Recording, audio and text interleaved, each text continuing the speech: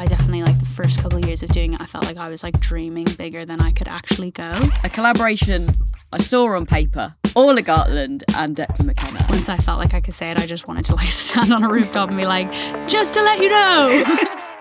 Hello and welcome to the Eras podcast, where we get to know the music and moments that have made your favourite artists who they are today.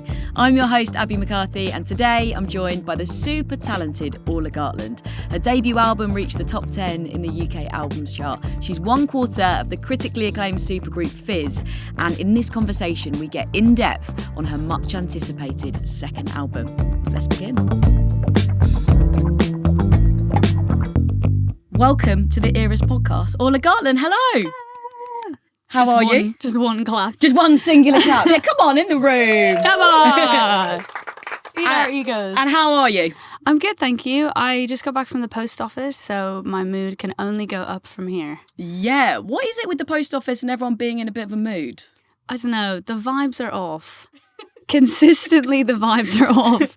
I don't know what it is. I feel like I come into the post office with like an amount of positivity, all my things like all wrapped up, good to go. And I feel like whoever serves me is always just like, I hate you for being here. I'm like, okay. So yeah, I was sending some test pressings of the album out to my manager so she could have a listen. So it was a worthy cause. Yes. But just had to pass through my least favourite place. Yeah, worth the pain. And we're going to get into the album in just a bit. But I thought, let's start right at the beginning, because I've been a fan of you since those early YouTube days, like always just, rooting for you from the sidelines. And there's been so many great moments of yours to choose from. But let's start by kind of taking it back to those early days and how it felt to start sharing your music. Yeah, I was so young, little baby. I must have been like 14 or something when I first put some videos on YouTube. And I can't really understand the motivation now. I feel like you have such a blind confidence at that age. And I've been playing guitar for about 2 weeks and I was like, everyone must hear. The world's ready for this. Yeah, the world was actually not ready at all. I was not ready either. But again, I think there's just something about the like gusto you have when you're a teenager that I kind of admire in hindsight. So yeah, I started putting up YouTube videos and was like busking as well at the same time in Dublin where I grew up. And those two things in tandem were kind of, my like formative years was like busking on Grafton Street in Dublin or in Temple Bar. Oh, wow. There were like a couple of Irish acts. There was one called Hudson Taylor. I remember those guys. I used to play with them a lot. And they were also doing the YouTube thing, and they kind of encouraged me to kind of invite myself to the party. And I just couldn't believe it. Like, I feel so weird now because it's kind of a given in any artist's career to have an amount of activity online, but I can't tell you how crazy it felt back then that you could put your song up and someone in Singapore could comment and hear it like straight away. Someone in the States could send it to their friend. Like, I think we take it for granted now, but I remember being like so wowed by that and so up for it. And I don't really know what I was after. I think I was partially after praise, partially after a bit of feedback, because I was sort of teaching myself how to play guitar and kind of winging it. I wasn't like trained or didn't have a background in like music theory. So I think part of me also was actually inviting a bit of constructive criticism and people saying, oh, you could sing it like this, or this is the song you could try covering next. And yeah, it was a really, I'm glad now that I did it. But yeah, those early videos, not the highest quality. Any that have been on like sort of just taken down, privately listed, or is it kind of all still out there? Privately listed. I mean, I like to keep things for my own like personal life archives. I feel very strongly about all these kind of chapters in anyone's life, not just being kind of promo. I think it's easy when you do music to want to get your show filmed so that you can promote the next show. And actually, like, I kind of see it as more of like just a really special like documenting. But yeah, they're on unlisted for my viewing only, and maybe one day I'll let them out. To be honest, they're not that bad. They're charming, and I was young, and it's not charming. It's not really. Yeah, it's not super deep. So I'm so glad that I did that now. Obviously, it wasn't tactical at the time. I didn't say like, oh, I'd really love to have a career in music. I was just following my nose with it and interested by other people that were doing that online as well. Yeah, and they made you the artist you are today. And busking must have been the best kind of training. That's how you get your like live chops, right? Because the places you were playing in, very busy places in Dublin, and people aren't there to see you, are they? Right? They're there to kind of split the G. They're there to get on the pipe. They are so there it's kind to of split the G, winning them sure. over, and that's part of. That's an art, really, isn't it? So yeah, you must have grown your confidence doing that. I think so. Yeah, I definitely learned to sing louder. And there's a sort of shamelessness to it. It kind of does, it's not dissimilar to putting yourself online. It is just kind of screaming into the void. Except with busking, you're seeing people walk by, they're doing their shopping, they're not there to see you. The two Hudson Taylor guys that I used to busk with, they used to stand on like bins on the side of the road and sing the harmonies like over the crowd as they walk through. And they thought of all these kind of different things to try and catch people's attention, and we didn't really have like amps or anything, so it was a lot of shouting, and I'm sure not everyone wanted to hear it, but a lot of people did. And yeah, I was remember making like what felt like huge money at the time to me at like 16, and I think it gives you a certain kind of confidence when you put stuff online. It's all very abstract, isn't it? Like, it's being watched by people but you can't see them. Whereas there's something so immediate and gratifying about like singing at someone's face, and then they look back and they like start to watch you, and they like take their phone and film you, and they're like, you can see the reaction. It's like, feels a little bit more farm to table than just like throwing things online. So the two things in tandem, I think, were good like bits of experience for me. Yeah, it must be satisfying seeing them put down their shopping and be like, actually, they're like, maybe I'm not in such a rush. Maybe I do. I would love to hear this Mumford & Sons cover shouted at me. And what did your family kind of make of you starting to put yourself out there and make music? Were they supportive? Were they a bit like, hang on a minute, what's going on here? They were actually so supportive from the very beginning. That's and nice. I think it wasn't for a few years until I started to make more friends who did music that I realised how rare that was. They were into it, and they were kind of intrigued when I started playing shows and they could see people like in the room. They were sort of, again, just fascinated by this thing online and how it could translate to 200 people in Dublin queuing up outside this venue to come and see you. I think they were really like also very wowed by the whole thing, but they were so supportive. Like, both of them they had been in the same jobs for a really long time, and they both liked their jobs, and they're just so hardworking people, but they saw something, I think, exciting in like me just doing something I loved that wasn't like super kind of career focused, or there's career if you want it, but it's not why you get into it, really. And I think they were very supportive of me just like following my gut with it. So they were really good, which was very lucky. They were totally up for. My dad drove me to so many gigs and picked me up from busking, and we'd do festivals like outside of Dublin and go to the countryside, and it was just like no questions asked. My dad would just be like, what time do you need to be there? It was just like number one roadie. Dad's taxis, undefeated. Yeah, drove me to any radio interviews I did when I was younger. Like, my dad he's a motorbiker, and he'd like put me on the back and we'd like go. Oh, wow. And most of the time any of the radio presenters would be like, let's get your dad in here as well. Do you think he loved it though? He's like, sure. Yeah, they were all into motorbikes as well, and he was like, okay. So yeah, they're like impressively supportive, and I think I appreciate it so much more in hindsight now. It was just a given at the time, but it's not a given for everyone. So it's very lucky. And let's celebrate your musical family and the glorious era that you've just had with FIZZ. Yes. Everyone's favourite supergroup. Oh. What's your favourite memories from the band already? What jumps out immediately? I think recording the album was probably just like unlike any other experience I'd had musically. When we all jumped into it, I don't know where the others were at, but in my head I was just coming out of my first album and feeling really like quite burnt out, quite just jaded by like how self-involved it all felt. Like, something about putting your name, putting yourself online, you're just always talking about your feelings, your songs, blah, blah, blah. That's just not really like me. I was a slightly allergic to just how kind of self-centered the whole promo period felt. And I was doing a lot of the promo for my album online on Zoom because it was COVID times. Oh, yeah, cool. So I just like got a really weird first album promo experience. It was just very particular and to that time. So when the opportunity came to record some stuff with those three guys, Dodie and Gret and Martin, I was so excited to just do something else. I really was so desperate to do something that felt like collaborative and something that I was not the center of.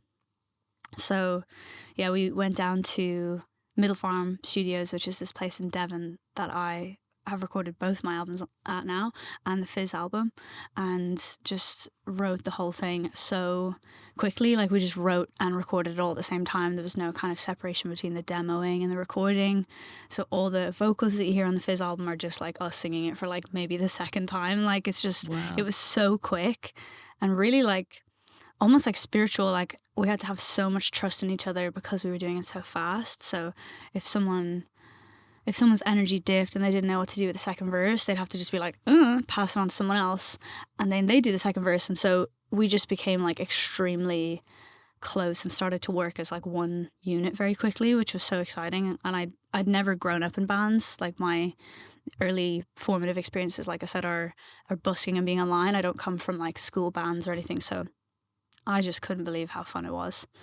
And we're all just each other's biggest fans. So some of my favorite moments are just like watching the others sing their bits. Like, it's not really about like me having a moment of glory and like doing a big guitar riff, and like there's plenty of that as well. But my favorite moments are like watching Gret does the vocal for a song called As Good As It Gets, and like watching her do that in the control room. I just had like total goosebumps. It was so amazing.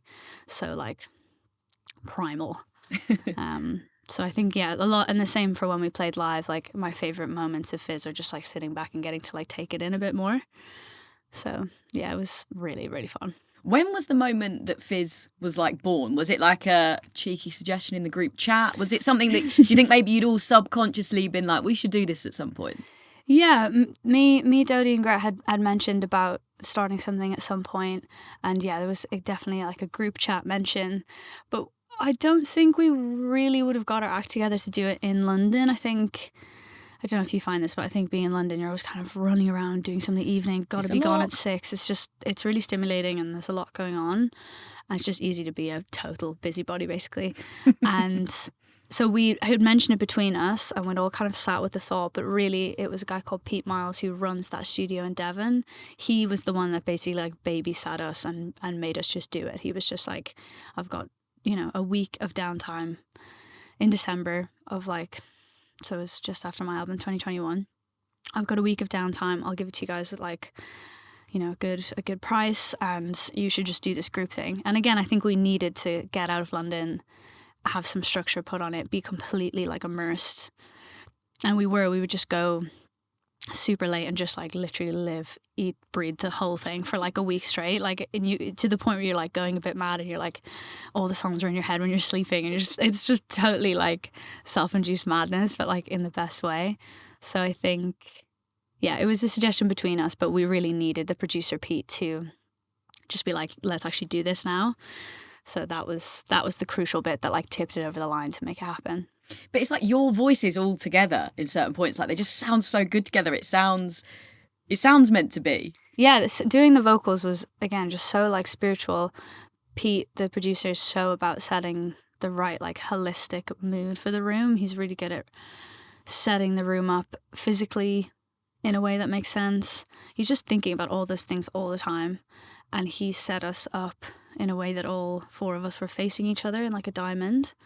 So 4 mics, and we're all kind of being picked up on each other's mics. So again, it's like super scrappy and like not exact in the best way, but something about like being able to make eye contact with the other 3, like as I was singing, just felt so good. It was like all of us were so alive, and like you'd kind of like sing out a bit more, and then that would make someone else who's looking at you all kind of like bouncing off each other. I think it helped us to like immediately feel like one unit rather than 4 singers all kind of singing on top of each other. And we're, as a group of friends, we're always singing anyway. Like Gret and Dodie in particular are so good at harmonies, and so they're always just like harmonizing with their like electric toothbrush drone, or like seriously, yeah.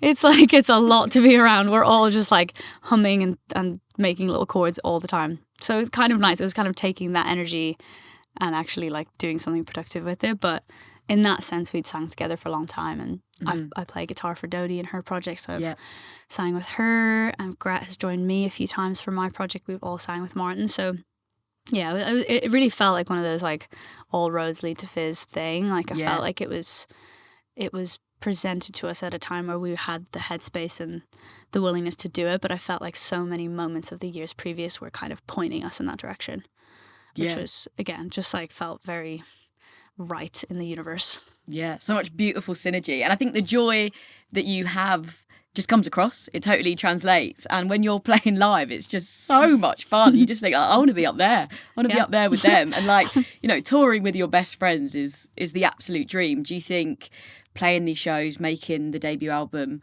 has brought you closer together? Are you one big Fizzy family now? One big Fizzy family for sure. Yeah, it's been hard at moments. Like, it's a lot of decisions to make as a group, and we really pride ourselves in like not having one kind of front person. So that means everyone gets a vote. We're all kind of main characters in our way. Like we're used to doing our solo projects and driving our own kind of bus all the time. So took a bit of getting used to, like learning how to communicate. But once we got into the groove of it, it was really amazing, and I found it really valuable to like lean on them, because I think in a way having an artist project it's kind of just like making loads of decisions all the time, like creative, logistical, like everything from like how should the snare sound to like what do you want to write in your mailing list, and like some of it's kind of more sexy than others, but it's all just decisions, like and having three people that I trust so much to kind of look left and right when if we'd get a prompt from our managers, for example, and saying, oh, you know, what would you like the singles to be, as an example. Like, I felt it really nice to kind of open it up to the floor and like sit down and talk about all these things rather than feeling the pressure of making them all myself. So yeah, by the end we were like, the communication was bulletproof. Like, I learned so much about, you know, how to hear others out, how to be heard in a group, how to, you know, broach difficult conversations. Like, all of that was big learning curve in like the best way. So are they just the kind of friends now that you could just hang out with all the time and kind of not get bored, not get too annoyed with them? Yeah, I live quite close to where Dodes and Gret live, and they we were like the friends flats. Like, I have a key for theirs. I've like, it's me again. I'll just be in their flat and I'll be like, can I have a shower? Like, it's just that kind of flat where it's like an extended home of mine, and hopefully vice versa. So they we got so good at kind of, when we did the Fizz thing, it was a lot of work, a lot of admin during the days, and we would always try and like kind of ring fence some like friend time, and so that the work didn't like bleed into all of that, because that was so easy to happen when we were in the thick of it. We wanted to release our album really quickly, so it was a very fast-paced campaign, but we would always kind of, there would come a point where we like close the laptops and make sure that we all had dinner together and like didn't talk about the band, and just kind of really kind of safeguarding the friendship, because that was at the core of the band, and we all just knew, like, no matter what happens, even if no one hears this album, like, this is the important thing to like guard in this. Yeah, I'm glad that we did that. But yeah, I see those guys like every second day. Love it. The best of friends still. And I've got to ask, for the fans, the Fizzlets, will there be more Fizz albums in the future? Anything you can tell us? Yeah, your guess is as good as mine. I certainly hope so. Yeah, we're all going to take a bit of time out now to do solo projects again, various different ventures. I've obviously got my record good to go, so we were always going to tail it off at a point. But yeah, I certainly hope so. Yeah, let's get into that then. Orla Gartland, music mode right now, album 2 pending.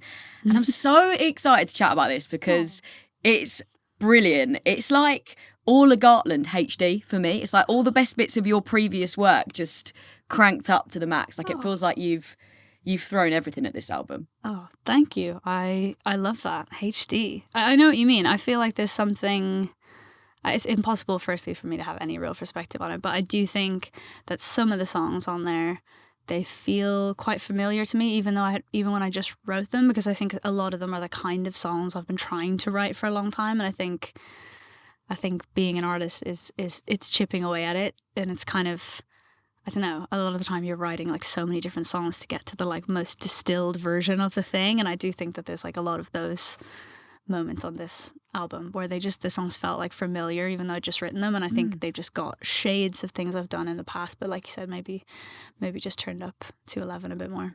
HD, baby. Why do you think that is? Do you think like a new kind of confidence has been unlocked maybe? Possibly, yeah, I think so. I really felt strongly about being kind of less apologetic, less compromising musically, and kind of, I don't know, I think I spent a lot of the first few years of my journey as an artist just trying to be palatable, trying to be nice, sort of battling with the kind of singer-songwriter term, which is like a genre that I just have I feel so allergic to. Is it a bit icky for you to say it? I don't know why. Yeah, I don't know why, because like the very kind of setup of it, like someone with an acoustic guitar or a piano, like storytelling, all of that feels really good to me. But I do think just like where that scene was going a few years ago, I could not relate to it at all. And I felt, yeah, and I think... But what I couldn't relate to about it was that it was so nice. It felt like it was really kind of easy listening, unchallenging music. And the kind of artists that I have loved for the last couple of years, people like St. Vincent as an example, like it is kind of challenging. It is a bit like spiky and angular. And I think maybe a switch that flipped a little bit in between some old music and this record was just not wanting to be like easy listening playlist music. I just like so uninterested in that. I would much rather it like jump out and be a bit more brave and rather the lyric be a bit more direct or the sound be a bit more kind of aggy. So I think maybe a new confidence and maybe just a growing up as well. I think that's like a big part of it. Just like living a bit more life and feeling like you maybe just give less of a... Can I curse?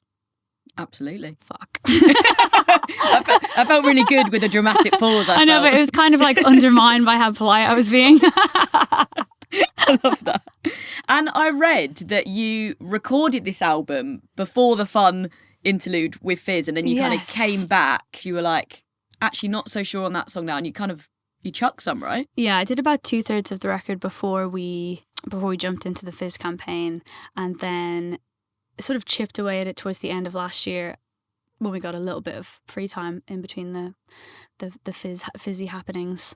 And yeah, it was kind of weird, like long drawn out way to make an album, but like exactly that, like I had so much clarity. Like one of my least favorite things about making music is how when you're really close to it and you're as involved with kind of every bit as I am, because I co-produce it.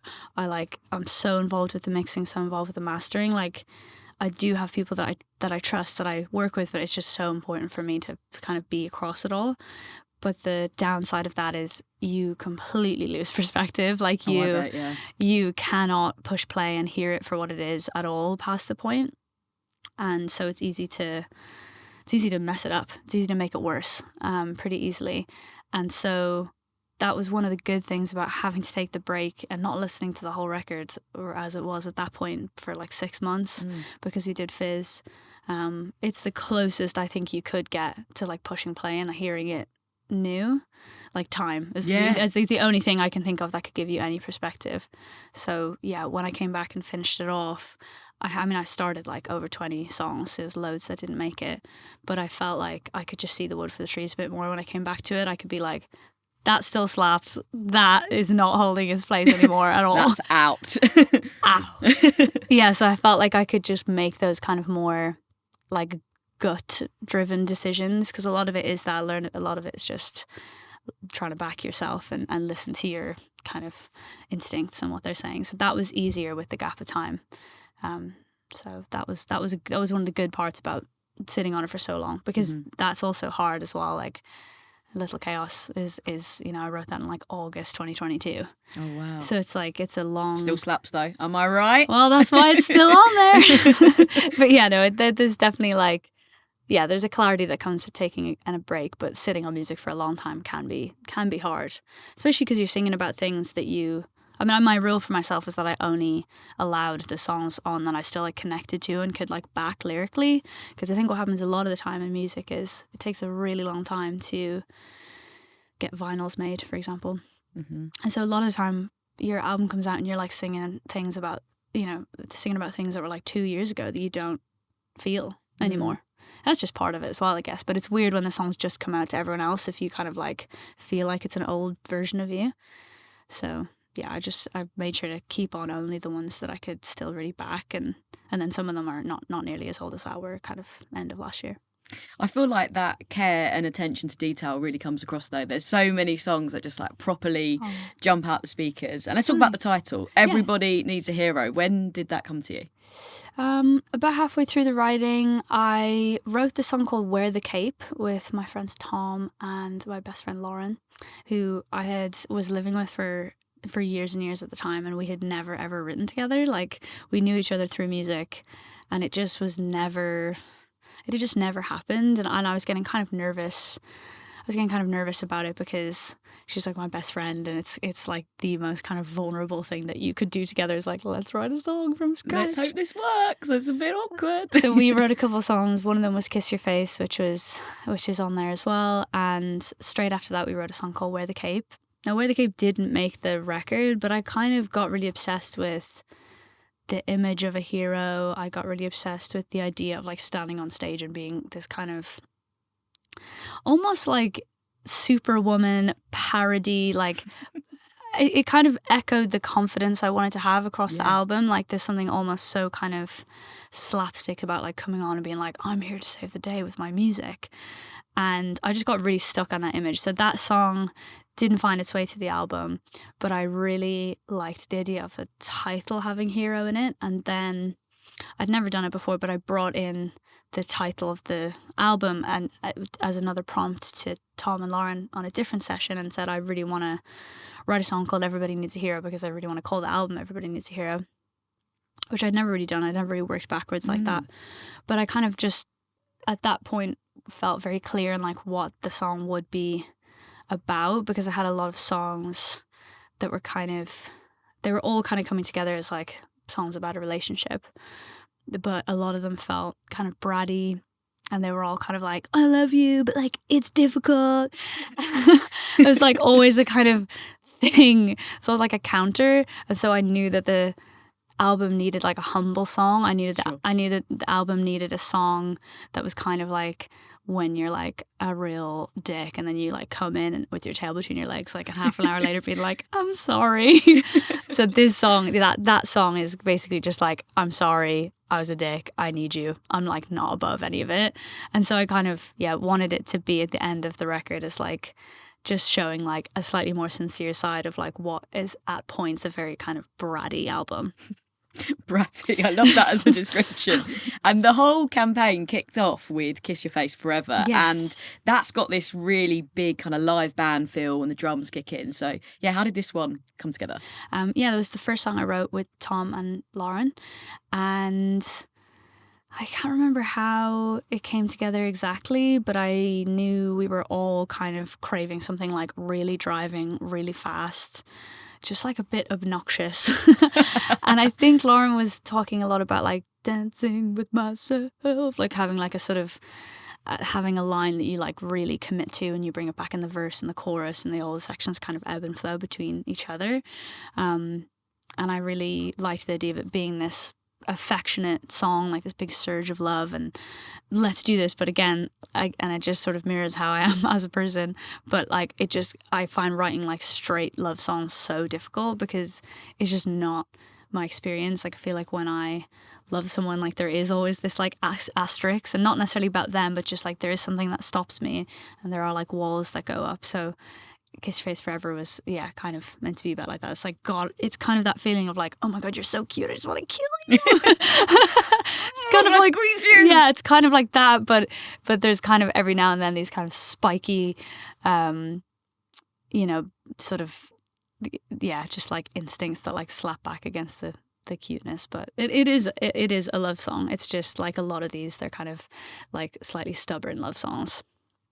And there's a lyric, like when I heard it, I was like, oh, mwah, delicious. Let's play a game of emotional Monopoly. So good. Is that one of those you wrote in and you're like, yeah, okay, that's pretty good? Yeah, with help from Lauren, that one. She is the best songwriter I have ever met. And it was such a like amazing experience to especially because we were living together at the time, you seen someone in the kitchen, seeing someone in the hall, like being so like domestic and sort of normal together, seeing her in a studio come up with lines, suggest different things, you know, that line being one of them. I was like, that is exactly what we want to say, and you've just totally nailed it. Like she is so amazing. So that one was with help from her. But yeah, I really love singing that line. It feels like it's a bit like threatening or something. Yeah. The kind of that bit of the pre is a bit like eek, you know, but obviously, yeah, it's a good sentiment. It's kind of like, let's do this. Come on, you and me.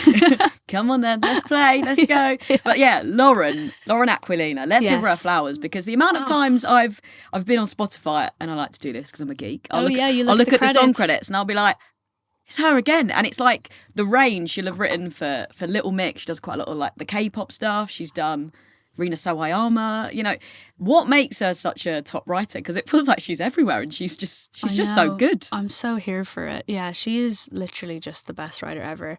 What is it about? I think she's really good at getting to the core of what the song is about. I think I definitely fall victim to it sometimes, but it's easy to write a song about nothing. It's easy to kind of skirt around the point and like write a vague breakup song or a vague love song. And I think what Lauren's really good at is like grounding it in a really specific thing and not letting you be too vague. But yeah, she's so like multi-talented, and I'm so delighted for anyone that gets to have her on their songs. What a hun. What a hun. What a hun. And how can people not love Little Chaos? Oh. This is an anthem all about, well, I took it to be an anthem all about being unashamedly yourself in a relationship. Yeah. And was that a reminder to you or to everyone else, or both? Well, both. Yeah, that's completely it. Yeah, kind of like I was saying earlier, like the kind of no worries if not girly that's like hidden in me. I'm just like, this album is such a fight against her, you know. I just like don't want to be nice. Well, I do want to be nice, but I don't want to be just nice, you know. And so because all of the songs basically are sort of looking at one relationship from all these different sides, that one is exactly that. It's about just trying to like very loudly and uncompromisingly show the kind of all of yourself, but like even the like really annoying, really ugly, like really awful bits of you, and like push them to the front, you know, and whoever's facing you just being like, you have to take all of it. Like you can't just have this like easy, palatable, nice version of me. Like if we're gonna do this, you need to have all of it, and I want to have all of that for you. I think that's like what a good full relationship is. So yeah, that's exactly it. It's just about being yourself in all the good and bad ways, and kind of demanding that be received, you know. And a great song to scream at the top of your lungs. I know, I'm very excited to scream that one at the top of my lungs. And The Hit is another standout track for me. And what a title. It's in the title. I know, I'm manifesting. What's the premise of this one? That one is a song about being so close to someone that you feel everything that they feel. It's kind of about like the perils of closeness. If there's like a con to feeling like a true connection and closeness with someone, I think it can be that your moods dip together, go up together, and they're like kind of really closely connected. So it's really just a song about exploring the kind of the harder sides of feeling really, really close to someone, and their mood takes a tumble, and then your mood takes a tumble, and you're both kind of at mercy of how the other one feels. So yeah, that's what that's about. And Backseat Driver is a really clever song. Thank you. One that I really like. Is it just about that voice in your head that sometimes is just dragging you down, even if you're trying not to listen to it, it still gets to you? Yeah, it's about lying actually, but kind of that as well. It's sort of intrusive thoughts, but I found for like a period of time that I was just like telling these white lies. Again, maybe the like no worries if not girly, sort of not wanting to impose. I found myself telling these like little white lies around the place, and it started to freak me out a little bit. So the Backseat Driver was kind of that. It's like the little voice in the back of your head that's like, just lie, let's like avoid the conflict, let's like avoid the difficult thing. And it's like that song is like a quest to just like shut that up, because I was so was getting kind of scared of myself. I was really telling these little things, getting myself in these like tangles, and I was like, I don't even know why I'm doing that. I need to cut that out. But I was also learning to drive while I was making this album, so there's just like so many car metaphors that I did not notice till the end. And did you pass? Yeah. And how are you as a driver? Do you think you're safe? I think I'm safe. I'm a bit timid as a driver because... Oh, you're a bit like, you take it easy. I definitely take it yeah. easy, yeah. I didn't have a car to practice in. I still don't. So when I go home to Dublin, me and my dad, like, we drive the whole day when I'm there. But that's every couple months. So yeah, I'm lacking a bit of confidence, but I've done it now. I just really wanted to get it done. And do you test out the album on the car speakers? Yeah, I have. They're very... like revealing, the car speakers, like they're not very flattering. It's kind of like really boomy, but yeah, I kind of towards the end of the mixing process, and again I don't have a car in London, so I have to like jump in someone else's, but grab the aux. This is what you're listening to. Yeah, I'm like, you're gonna have to keep driving me around, and we're listening to the same exact mix 4 times at the very least. Yeah, and you're gonna tell me if you notice any differences between these completely indistinguishable versions of the song. Towards the end of the mixing process, I'll try and do a kind of AirPods listen, laptop speakers listen, phone listen, like, because obviously I wouldn't want to listen to music like that, but like lots of people do, so you have to. There's no point in being in front of your like hi-fi studio monitors and thinking that that's how it will be listened to, and then the car.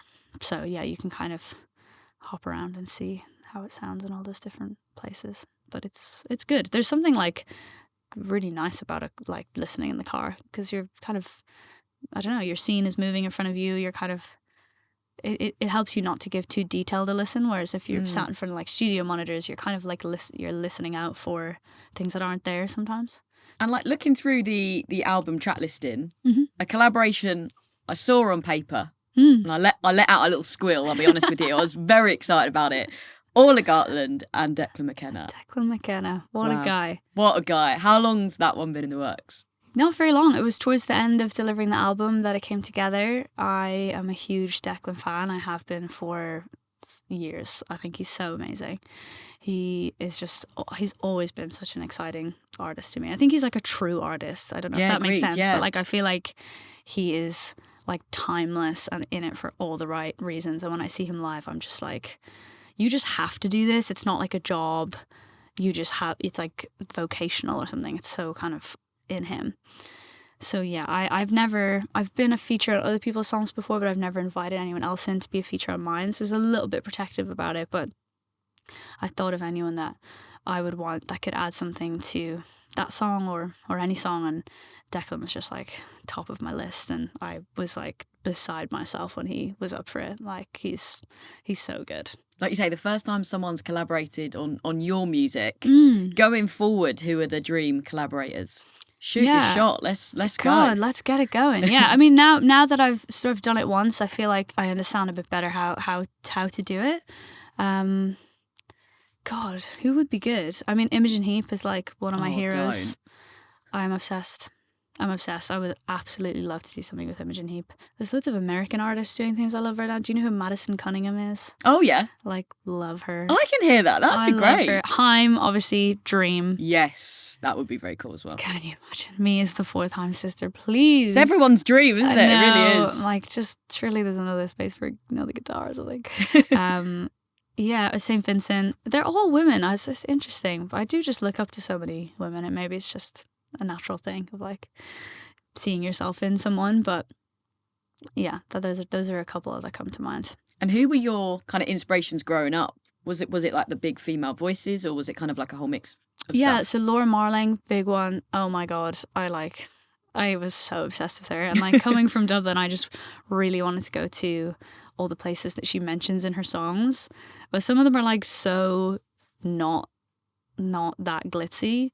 Like she has a song about waking up on a bench in Shepherd's Bush Green, and like you go to Shepherd's Bush Green and you're just like, I'm like, wow, there's Westfields, like wow, so amazing. So I definitely like romanticized London via Laura Marling songs before I moved here. Imogen Heap was definitely like a long-term love. Regina Spektor. Oh yeah. That's a big one for young me. I just was so enthralled by how weird and cool she is. But also not cool. I feel like I really admire a lot of artists that like I perceive to just not be trying to do a cool thing at all, and that's what makes them cool Absolutely. in my eyes. So Yeah. I think she's someone like that. I feel like she just does her thing, and she'll just do a song in Russian or like do a big sort of classical piano piece, and then the next one's like quite like a lighthearted beat thing, and then there's like a really political song, and it's just, I don't know, again, just like true artist. I've seen her a few times now, and I think she's just like not of this world. You're definitely a true artist. I feel like you kind of lay your soul bare on this album. We've got to talk about Mine. I mean, that track had quite a profound effect on me. It's this really tender moment, isn't it, towards the end of the album? These gorgeous strings, and wow, it's so honest. It's really powerful. I can imagine this one was pretty difficult to get down. Yeah, it was. Again, it's sort of this kind of song that I wanted to write for a couple of years, but I didn't really feel ready. And then I was up for it. I'm finding it really interesting, like the reaction I'm getting when I'm playing it for friends. A lot, not to generalize, but like a lot of the women I play it for, I feel are like really understanding it a lot more and a lot more instantly, which is like making me like a bit sad, but also it's nice for us all to like feel seen in something. But yeah, just like super sad song about like sex and intimacy and anxiety, and I'm really like, I'm looking forward to playing it live. I think it's going to be heavy, but in a good way. Yeah. And it was the first time I've ever had strings on a song of mine, so that was like really special as well. Yeah, I feel like there are definitely going to be tears when you play it live. But like you say, people are going to resonate with it super deeply. Yeah, I hope so. And even if not, I think that's all you. That's the goal. That's the end goal. I think when you make music is to like make something that people can see themselves in, or even just understand. Maybe you have a really niche situation that like no one can relate to, and that's also fine. And you get your song out, you express yourself and like feel heard. But I do think that one is one that like sadly a lot of people will relate to. But again, maybe it's just, I think that's what's powerful about music. It's like being able to say the hard thing. And make something of it, and like take any pain that you feel and like do something productive with it. And while the mics are live, the cameras are running, I want to put my prediction out there. The album is Giverim Mercury Prize winner for me. Oh my god! I would take that. I've loved that you said that. What should we put at stake? Like no, because I'm on your side. I want that as well. Yeah, who's going to go against us? I dare you. I'm going to bet that it doesn't. But no, we should be on the same side of the bet. And if it does, I will, oh my God, I'll take you for the best dinner ever. Okay, great. Yeah, where are we going? Oh, God, I don't know. Where's your go-to spot? Have you got somewhere that you love? I know, I am a big foodie, but now my mind is like gone blank. What kind of things do you like? I like anything as well. It's not very... I like a good pasta place. Yeah? Yeah. So we'll have a big bowl of pasta, yes. a few wines, celebrate a great album. God, well... I would love that. That would be like a dream scenario. Fingers crossed. Anyway, I feel like I've chewed your ear off enough about the album and the tracks that I've really connected with. What do you want to tell people about the album? Wow, good question. I think the sentiment of the album, there's an opening track called Both Can Be True, and that's kind of almost at the core of the whole record for me. Like, I feel like we all contain multitudes. We all are like capable of feeling so many things about the one person or the one situation, and this is an album about like celebrating that. It's literally like 12 songs of like, I felt like this on a Monday, then I woke up and like felt this, and I like love you, but it's hard, and now I don't know if I do. And like, I think my like feeling of it all is like all these things are valid. Like they're all the feelings you can have about a person or a situation. Like they can all just coexist, and there's space for all of them. Mm-hmm. Rather than everything just feeling really like simple and straightforward, because that's not my experience of relationships. You know, I think there's just always so much going on up here for me, and so this is an album of kind of like here it is. And I hope it makes people feel powerful as well. Like I think the idea and the image of a hero, of like someone that can save the day, even though the album title and that song is like more humble, like I do want people to come to the show and listen to this and just like stand a little taller and like shout a little louder and just like amplify themselves up a bit, because this whole record and like this whole era of me is like my attempt to do that, and I'd love other people to then, maybe they're an artist or maybe anything they do and they just kind of like own it a bit Yeah, more. I'm just I trying to feel own that it. because I feel like it's a real journey, kind of emotionally and sonically. And by the end, I was like, yeah, I can do this. It's almost about loving yourself, really, isn't it? No one else needs to save you. It's about kind of coming to that. Yeah, I'm good enough. 100%. You've summed it up perfectly. There you go. Job done. What do you think you learned from making your debut album, Woman on the Internet, that's helped you this time around? Did you approach it quite differently, the recording and creative process? There were some similarities. So a co-producer on there is a guy called Tom Stafford, and I love working with Tom, so I kept him along for the second album. What did I learn? I think I just, again, exactly like I was saying, just learned to like back myself a bit more, take up more space in my own sessions. I did a little bit more of it just on my own, and then invited the collaborators in a bit later in the process. Okay. Whereas I didn't do that so much on album one. Album one was like made in COVID times, so will be forever connected to that memory. And there was loads of good things about that. Like I had endless time to like fiddle with the production and like program little drum sounds in at my own pace, and it was all really controlled. But it was really hard to make music like that and know when to stop. Yeah, I bet. Because you're just kind of tweaking and like changing tiny things every day. So with the second album, I did try with some of the songs do drag out and like take a while to crack, but I also tried to include a lot more like live band recording, and just tried to stop myself going down the rabbit hole with it, really, like just that feeling of like meddling and forever tweaking. I feel like by the time I got to the second record, I was like a little bit better at knowing when to put it down. Only a little bit. Only slightly. Still a long time put into it, I'm sure. Oh my God, yeah. I mean, I love the like details and I love production. It's like my downfall is how much love I have for all the different bits. So, that will probably always be the case. But with the help of the two guys I made it with, Pete and Tom, I think they were really good as well at being like, it's done. Let's go. It's done. Stop.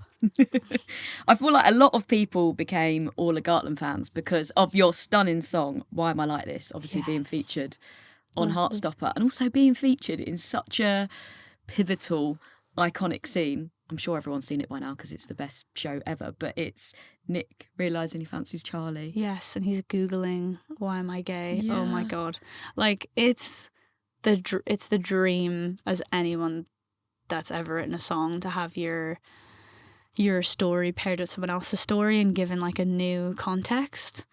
And the writer of the Heartstopper comics and the show, Alice, I think I heard after that she wrote the scene around the song, which made sense. That's even more. But again, amazing, I didn't even know that. But like, I think it makes sense to me why they let the song sort of play out and there was no dialogue over it, and I feel like it just soundtracks a moment, and then you get just so much of the song. Like all these things are like the dream. You don't get to choose that as the artist. You get a request to be in a series and you say yes or no. But like the first time I saw that was when it was on Netflix. I didn't get a preview or anything. Wow. And when I watched it, I was just like, oh my gosh, this is so perfect. And I was also just like in bits because I was just watching this like beautiful queer love story that I think is like so important for younger people to have. It's just so important. So I was just like watching that, and it was almost like my song was playing and I was like, this is a bonus, but I'm just so glad that this exists and is there.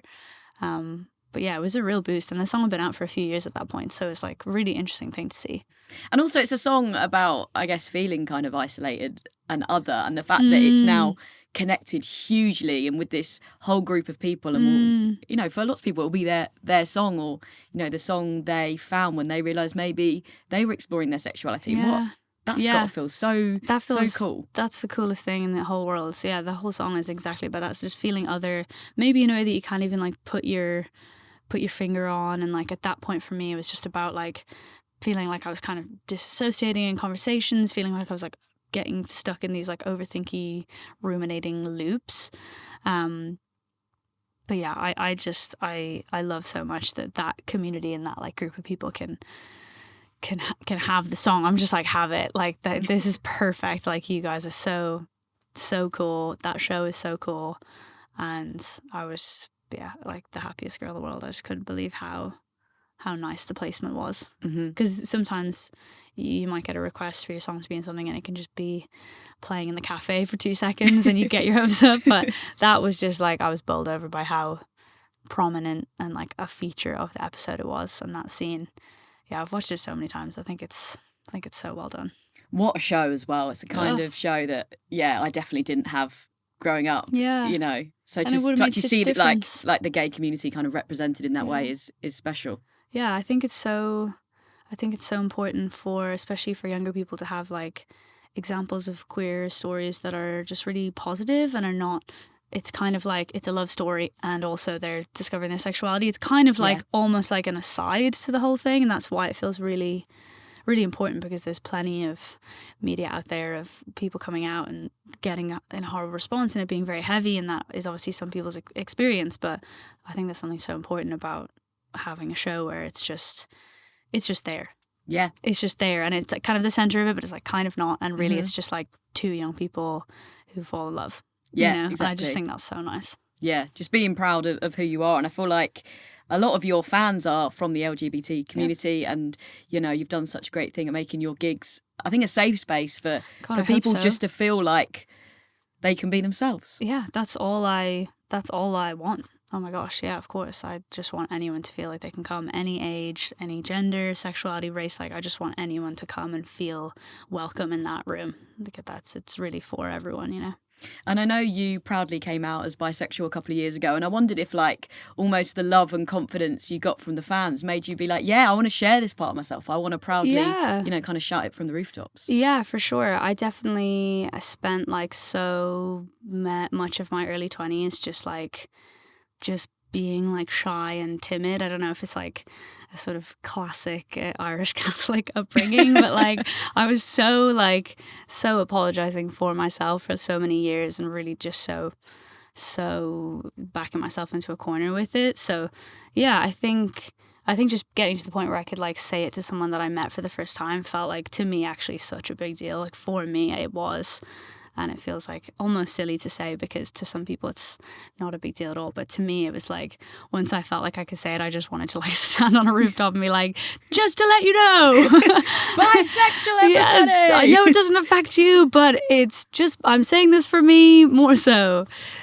So yeah, no, it was definitely important for me to just own it. All of it is just owning it, isn't it? Yeah, absolutely. And I feel like you're always very real online as well. Sometimes sharing the things that are quite difficult or weird about being an artist. So yeah, in your experience, what have been the kind of most difficult things in your career?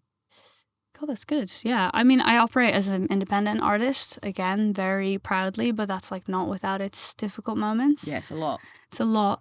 It's an expensive thing to do. So yeah, I've definitely, like, I don't come from a privileged background, and so it's really like having to be a sort of self-sufficient unit. And like there's been a few times where I've tried to like save up for visas to go and tour in America, and I just sometimes can't do it, you know. It's just like the cost of some of it feels really insurmountable sometimes. So I feel lucky to do it on any scale, but I definitely like the first couple of years of doing it, I felt like I was like dreaming bigger than I could actually go, and so I found that a bit hard. And yeah, just the sort of usual things that artists battle, you know, like, you know, my manager Claire is amazing. It took me a couple of years for me to find her, and there's a lot of kind of lost periods of kind of not being sure like whether, I always knew I wanted to do it, but there's definitely been periods where I just like didn't know if I actually could, because there are a lot of barriers to entry.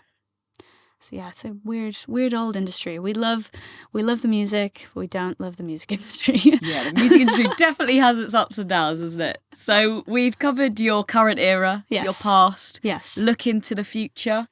What do you see? Okay, let me close my eyes and picture it all. I see. Well, I would hope that I see like touring. I feel it took me a long time to get to the stage where I was releasing my first album, and like I said earlier, it was in COVID times. It was quite a weird time to be doing anything. I'm really glad in hindsight that I put it out there, because I also think people were really had a lot of space in their lives for new things. I think it it was easier for music to cut through at that time, I think. So now as I release this new music, I'm kind of navigating this new world of us all kind of like having very like full brains all the time, and like that's just a different challenge.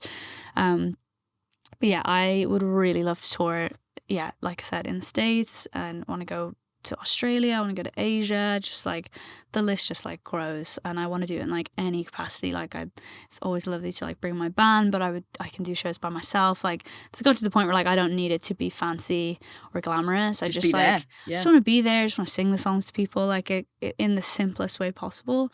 So I'd really like to do that in the next few years, and I'd really like to go traveling.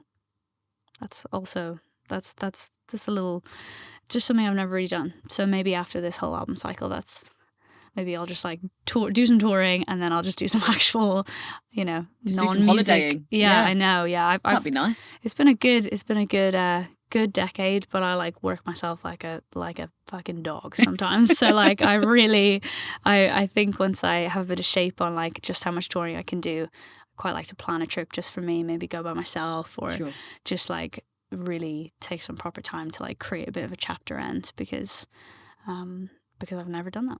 And you've earned it, for sure. I think so. I hope so. Orla Gartland, such a pleasure to chat with you. Thanks for coming on the podcast. Thank Orla you for having me.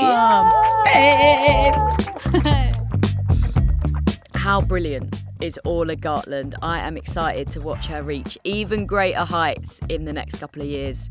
And if you enjoyed today's episode of the Eras podcast, why not subscribe? We sit down with some of the most exciting artists on the planet, and there's been some amazing stories so far. We always love to hear from you as well, so get involved in the comments or leave us a little cheeky 5-star review if you're feeling nice. This has been a Good Karma production at Metropolis Studios. See you next week.